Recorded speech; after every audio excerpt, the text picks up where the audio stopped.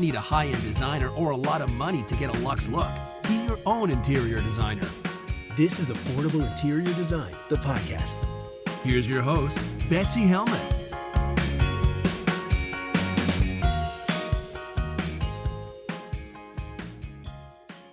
All right, let's go to my last question for the week.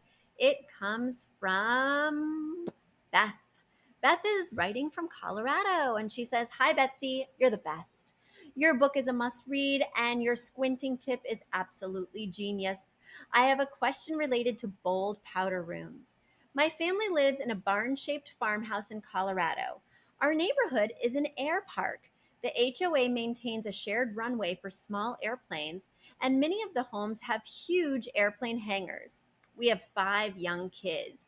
Finally, everyone is potty trained. It's time to redesign our powder room. Our style is lively industrial, and we balance out starker woods and metals with natural colors: creamy white, mountain blue, denim blue leaning towards gray, and leafy green. We also have some pops of cherry red at Christmas and on patriotic holidays.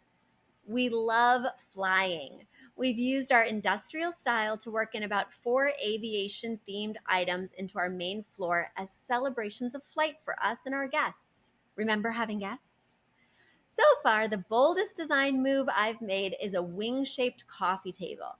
This has been a delightful addition to our family life, but I need you to smack me down if I'm taking it too far with this powder room idea. My powder room is small. It has no windows, but it does have a high ceiling. We haven't purchased anything for the space, and we're on the hunt for something lively industrial, like a riveted mirror frame or the remnants of an airfield lamp to use as a light fixture. We want to use that as our inspiration for the space before filling in everything else. We came across this 4-inch by 5-inch ocean glass tile. One is a stormy blue-gray, and the other is a creamy white. It reminds me of some curvy kitchen tiles I've seen lately, but instead of a fan or lantern shape, these are shaped like clouds. I've heard that powder rooms are a great place to go bold, but is that good advice for design novices? Tiling is pretty cumbersome, and I'm not easily corrected if I go wrong. Betsy, do I need a smackdown? Bottom line is, could cloud tiling be sophisticated, or is it just silly? And if you would give it the green light, then how much is too much? Should we be thinking of tiling the floor to the ceiling, or some smaller portion being a better decision? We want our home to be lively, but not ridiculous. If you were working with this tile in a powder room, how would you provide balance in the remaining design choices so that the overall style stays sophisticated and lively? I am so looking forward to your response. Your eager student, Beth. Well, Beth, you sound lively. I love the idea of your family living near the mountains and going flying and hearing planes and really just embracing your pastimes so close to your home. That's very inspiring. I realized the other day, has anyone else realized this? That I have no hobbies. I work. I hang out with my kids, and I like true crime. I need to get some hobbies, right?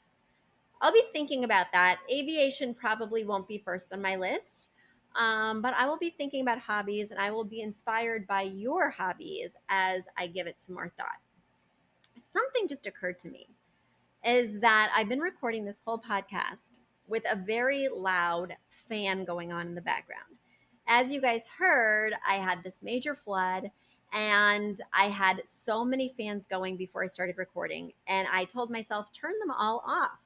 So I turned them all off as I gave your emails a glance as I prepared for the show. And then it became stifling. Like, you can hear my throat is a little bit scratchy. I just had to turn the fan back on because, being in this din of poop and water and mold is really getting to me. Don't worry, we're remediating right now, but I have no other place to record. So I turned that fan back on, telling myself, I'm going to remember to turn it off. And I really didn't remember to turn it back off. So sorry, guys, that you've been dealing with a little background noise today, but bear with me. Like, my life has been background noise for the past week and a half. Getting to your question, Beth. typically in a powder room, because there's no tub and no shower, I would not tile the walls. And going back to my answer for Renee previously, you mentioned that this powder room has higher than normal ceilings. Well, a 4-inch tile by 5-inch tile is not all that big. It's a small to medium tile. I'm worried that if you put this on all the walls and go all the way up in that extra height, it is going to be dizzying. I like the idea of using this tile perhaps on the floor. But my issue with it is that it does look like billowing clouds, which is adorable. Hear my throat? Hear that tickle? But the problem for me is that it's not symmetrical. It really is directional. So if I was laying this, I would lay it on a wall and not a floor because it definitely needs to go up, up, up. I have arabesque tiles, which are more symmetrical, meaning that they're the same on the top of the tile as they are on the bottom. They're also the same side to side. I could lay those on the floor or I could lay those on the wall vertically, as I have done in my kitchen. But this is not symmetrical. While side to side, you could fold it and it would be the same. It's got that direction going up, up, up, as I mentioned. So it needs to crawl the walls and not lay flat on the floor, in my humble opinion. I do not want you taking this all the way up the walls. You could consider adding a chair rail, as we heard from Renee initially.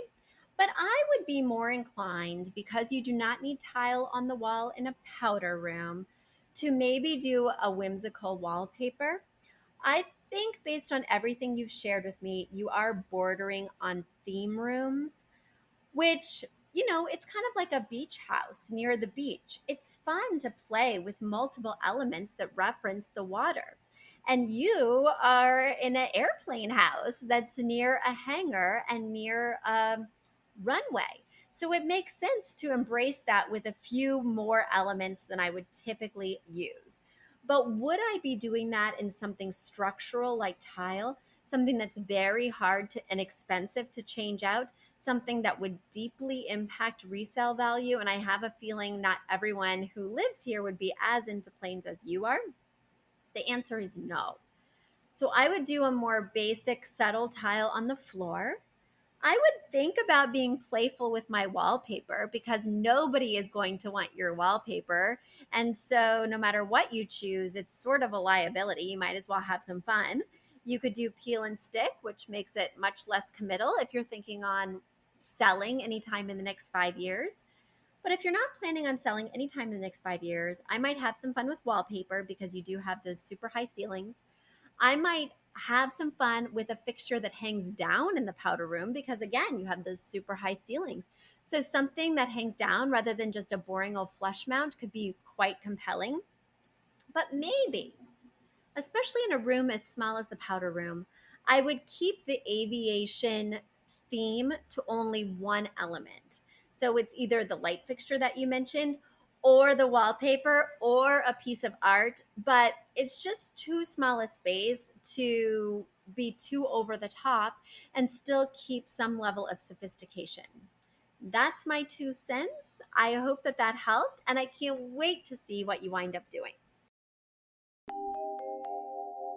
A big thank you to our amazing producer, Catherine Heller, to Aton and the MVCR House Band, and to Affordable Interior Design, the sponsor of this podcast and the premier place to get an amazing look on a budget. Check out affordableinteriordesign.com. If you guys love the show, the very best way to support us is by spreading the word. Tell your friends or write us an awesome review on iTunes. So until next week, guys, thanks so much for joining us, and I'll talk to you soon. Bye.